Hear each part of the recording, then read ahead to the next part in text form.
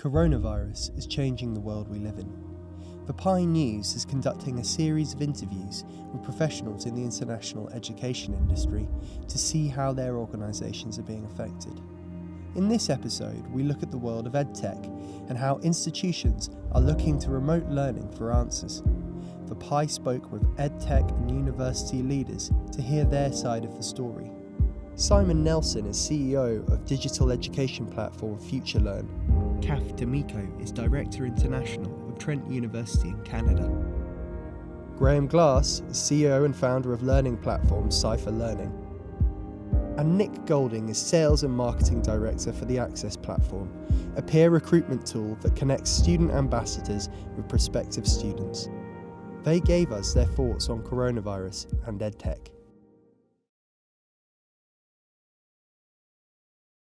Everything that we've heard is this thing could go on easily past the summer, maybe longer. So there's been a big surge in demand for anything related to homeschooling.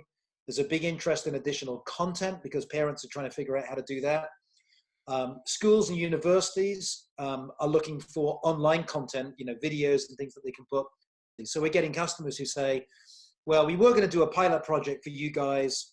Full deployment is 50,000 students in a year. Now we actually need to do it in 2 weeks' time because we can't wait anymore.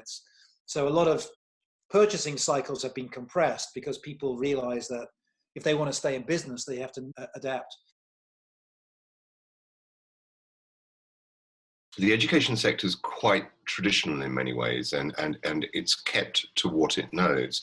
Similarly, in the sphere of international recruitment, I think that a number of institutions have been saying for a long time, we need to switch to an online alternative or a digital alternative, but have never really done so because the old modes of recruitment were still very effective.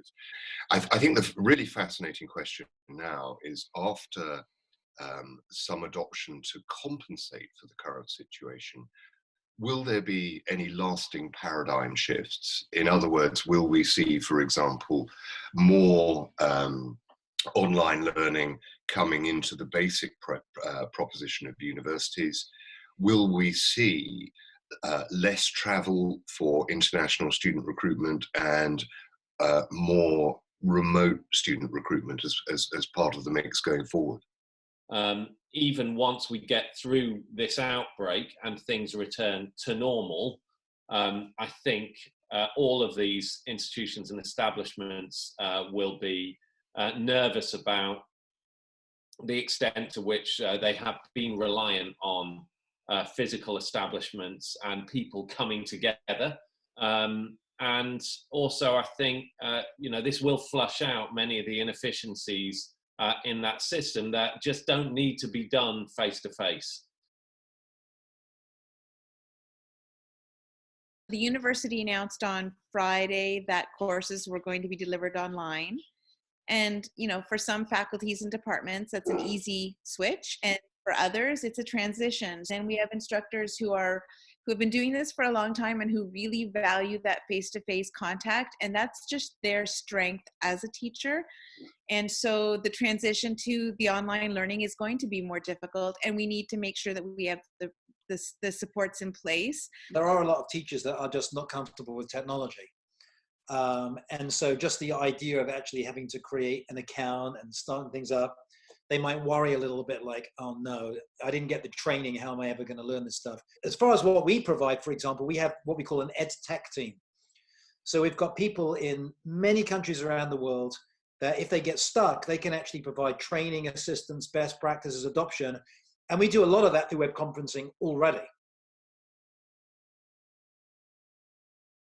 Besides all the rivalry, the friendly rivalry at the fairs and everything else, we are a community. And I think we understand that unless we support each other through this, the industry will be in ruins when we finally emerge from coronavirus. I'm quite proud of the EdTech industry in general. There's a lot of companies that have offered free versions of their product or free content and this kind of stuff. It is extraordinary times.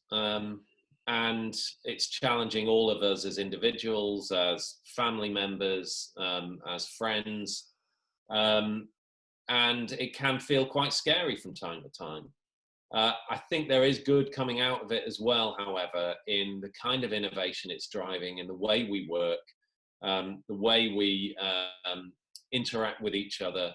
And I'm certainly feeling, you know, alongside all the difficulties, challenges, and fear, the elements of humanity that I'm seeing really shine out give me a lot of hope and optimism.